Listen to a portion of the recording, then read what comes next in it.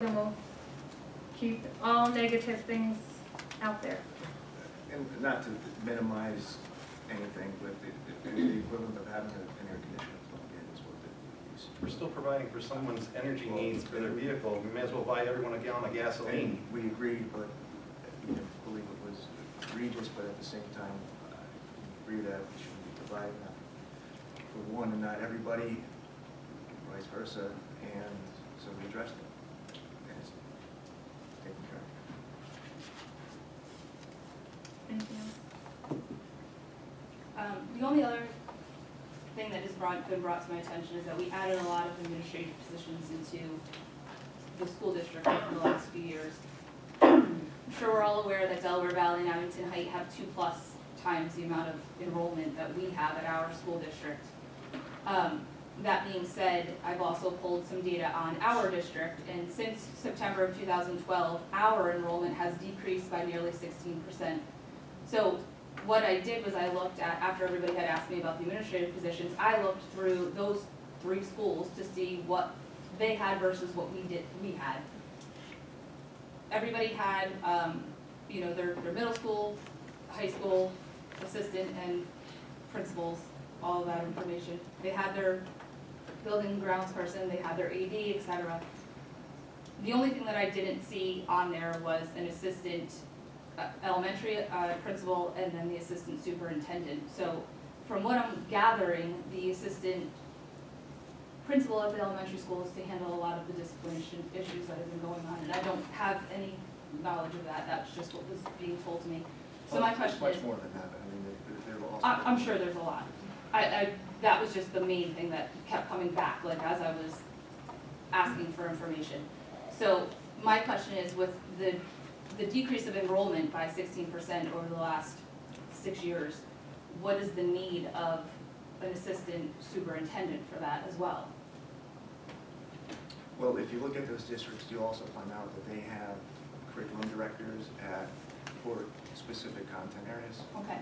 They also have assistant superintendents. They didn't have assistant at Delaware Valley. superintendents. So they're probably labeled as some sort of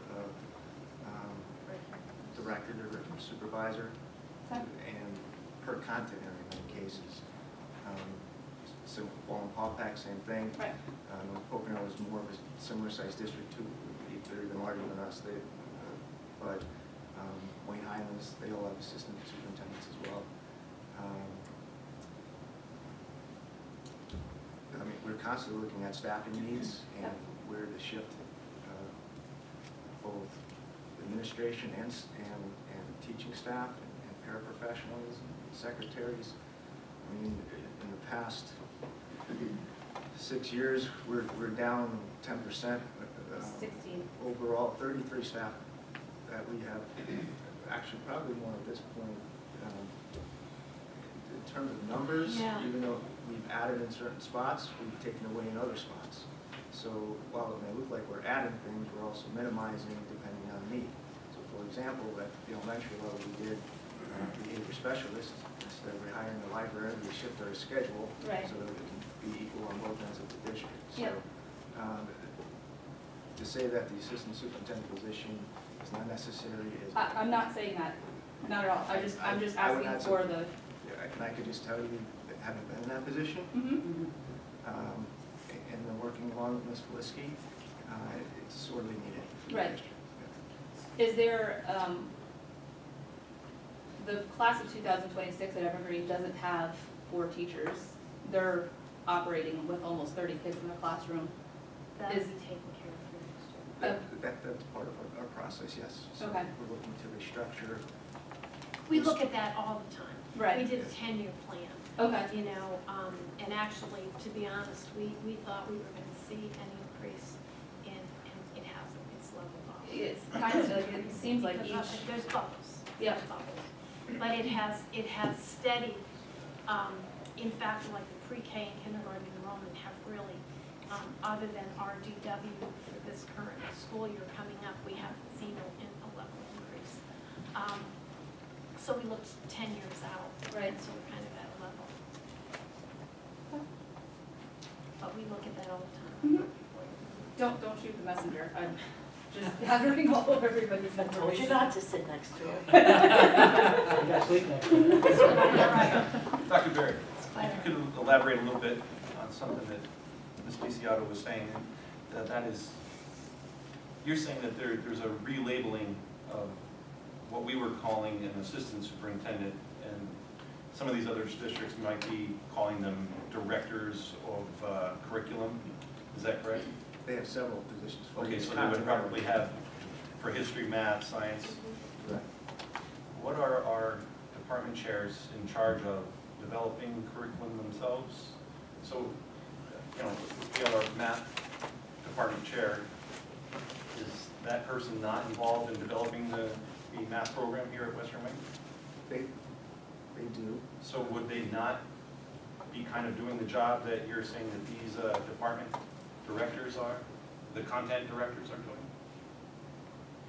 Not to that extent, not to that extent. They would supervise.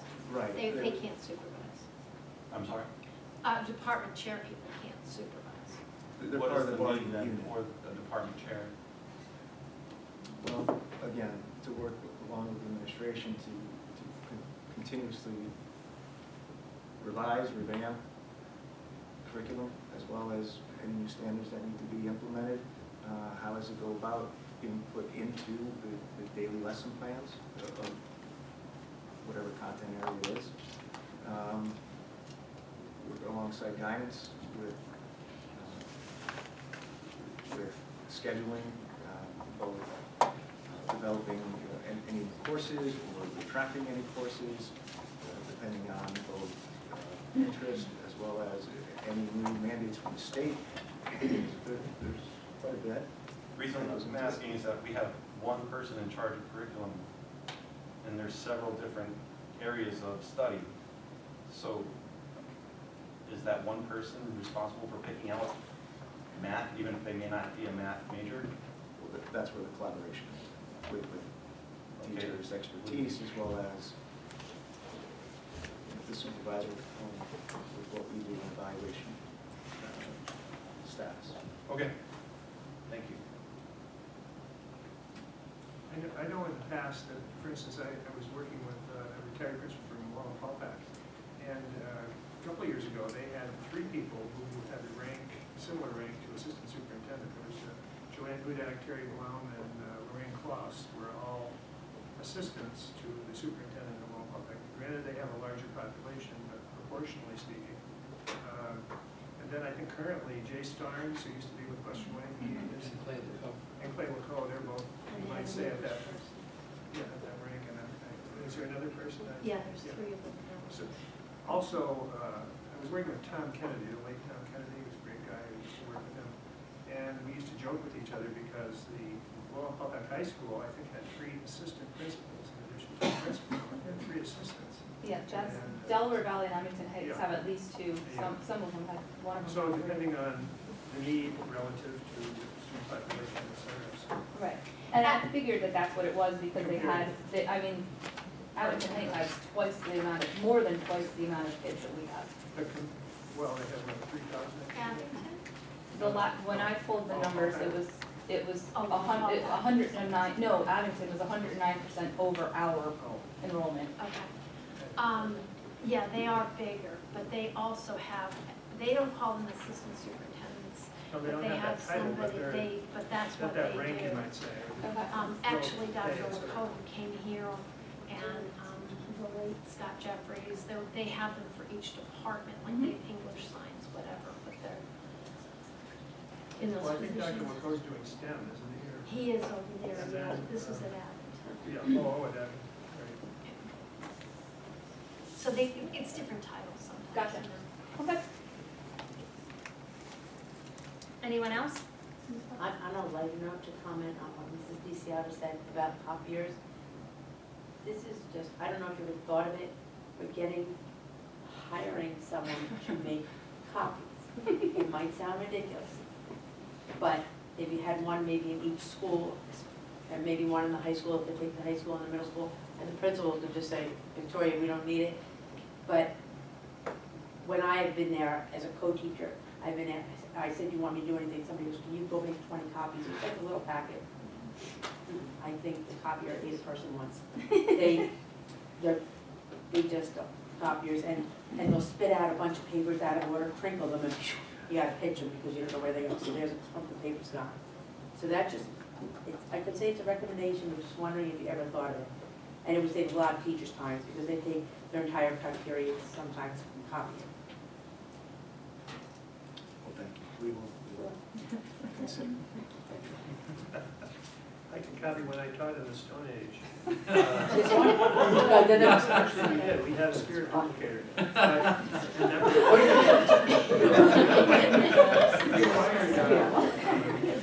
Master, Yeah, that you would put on a roll and. Yeah. And I used to give them to the teacher's aide, and she would wrinkle them. And you'd have a, Right down here. if you didn't get it right on the oh, yeah. printer You had a correctly, wrinkle. you have a wrinkle, you have this line in the paper, so you think, well, if I want to do it, I'll do it myself and do it right. So there can be drawbacks to having someone else do it. Yes. They're the ones that smell so good. Yeah, they do. So look at it. Did they, you know you always smelled them when they came out. They use alcohol to, Oh, there it goes. It all makes sense.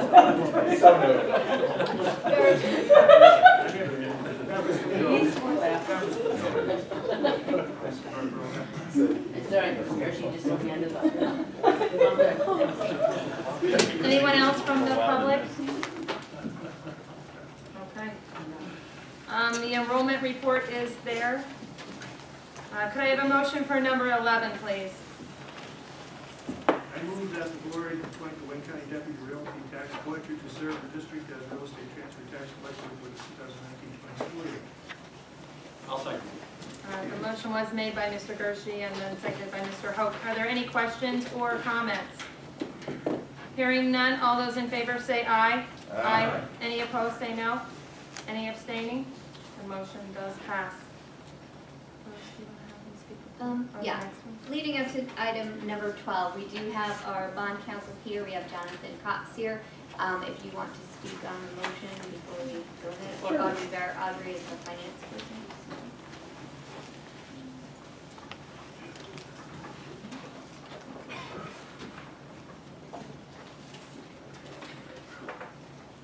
So this was printed in two-sided mode, we're still trying to figure out same paper. I noticed that it actually printed in tablet mode, so you have to Oh, yeah. flip it up to see the back side. So we trying to see. You do it yourself?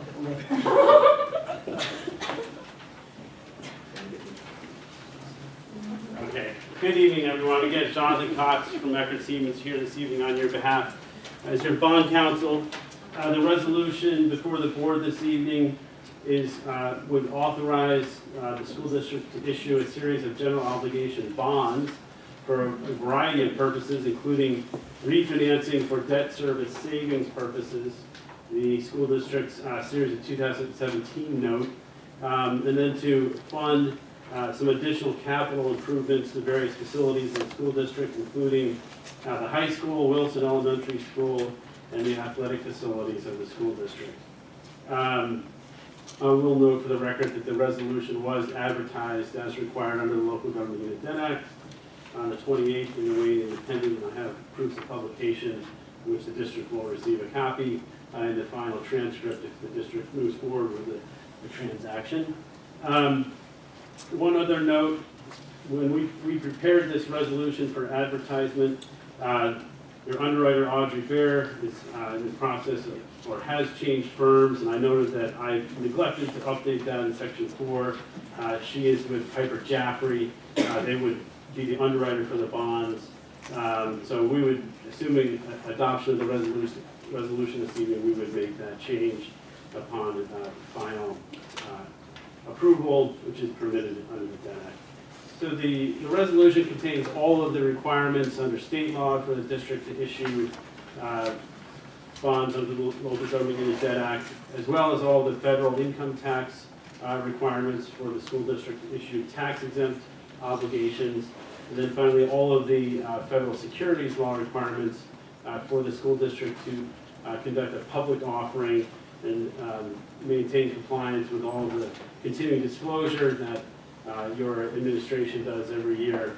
I'll let Audrey talk a little bit about the process that she went through on your behalf in requesting proposals from all of the local banks that you have relationships with, and then comparing those proposals to what we're currently seeing in the bond market in terms of what's the lowest total cost of funds to the school district. So I'm happy to answer any questions the board has, but I'll quickly turn it over to Audrey.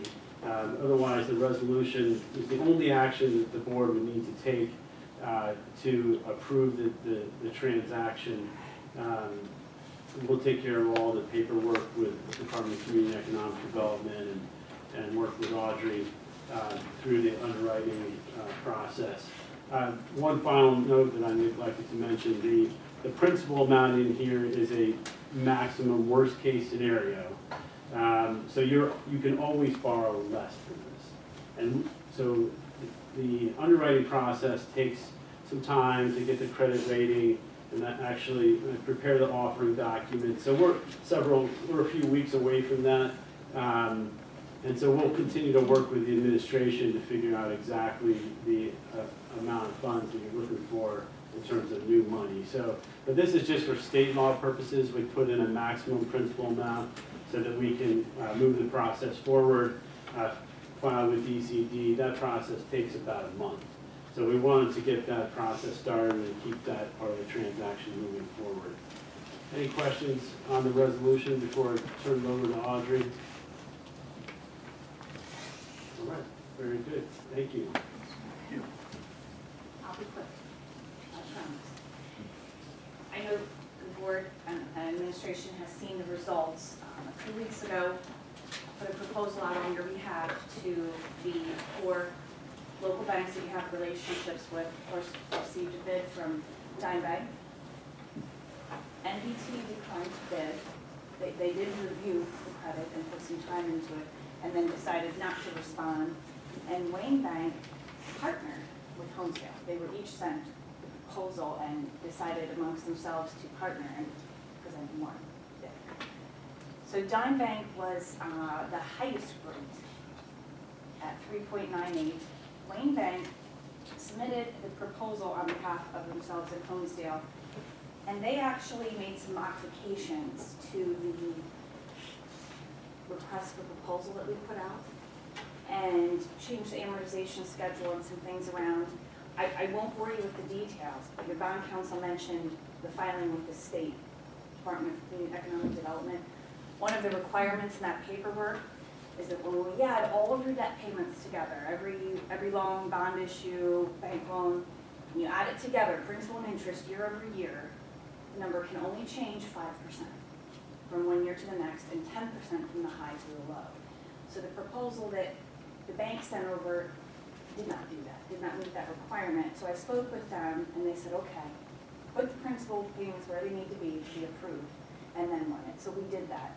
That's why you may have seen 2 different figures from their proposal. That's the difference, moving the principal amortization around.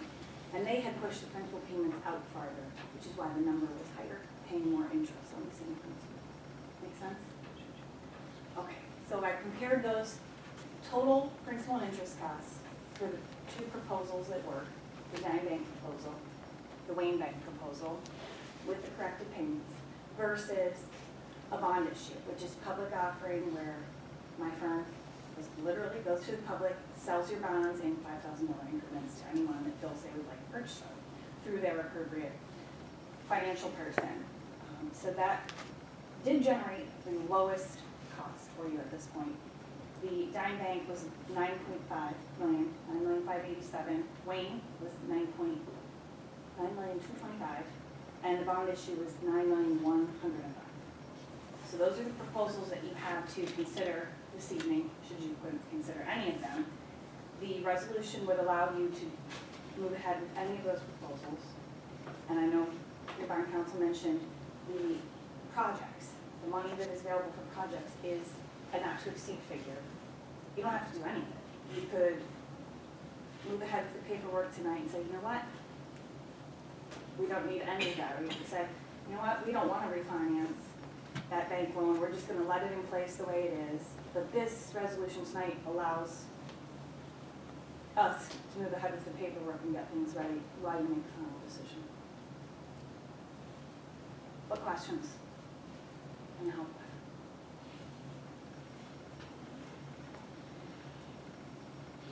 Just for clarification, that $9.5 million was a refinance of our current debt, and then it also included some additional funds for projects that we're looking to incorporate.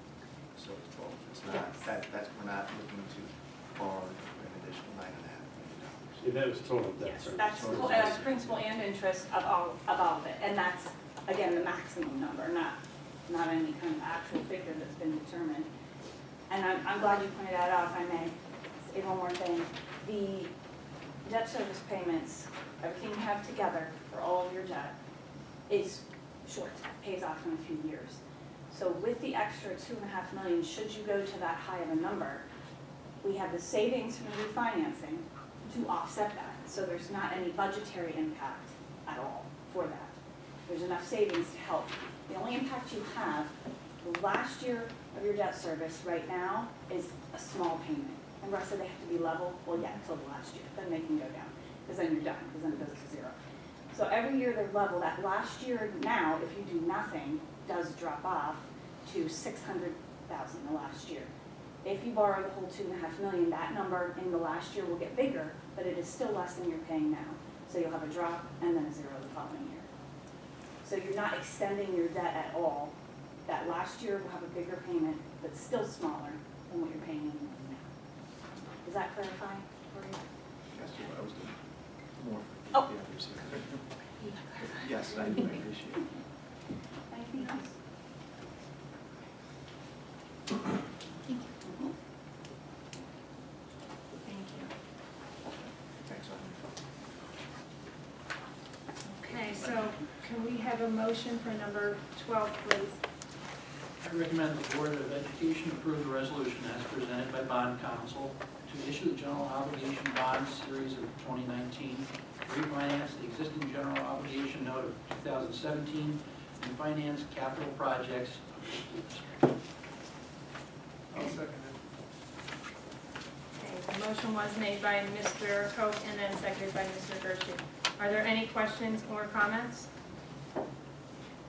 Hearing none, all those in favor say aye. Aye. Any opposed, say no. No. Mike, 2 noes? Roger, no. Okay, any abstaining? Okay, the motion does carry.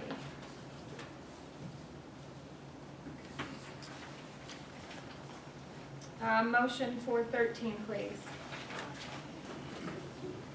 I recommend the Board of Education approve the following resolution: principles for governance and leadership.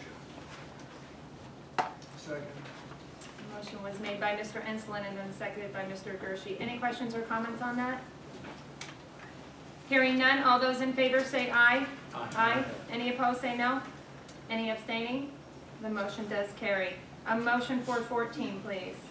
I move that the board review the following policies as listed.